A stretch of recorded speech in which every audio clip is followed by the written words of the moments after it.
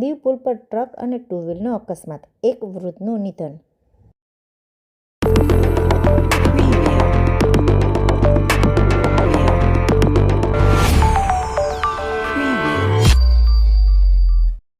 કેન્દ્રશાસિત પ્રદેશ દીવમાં હાલ એક જ પુલ પર વાહનોની અવરજવર ચાલુ છે.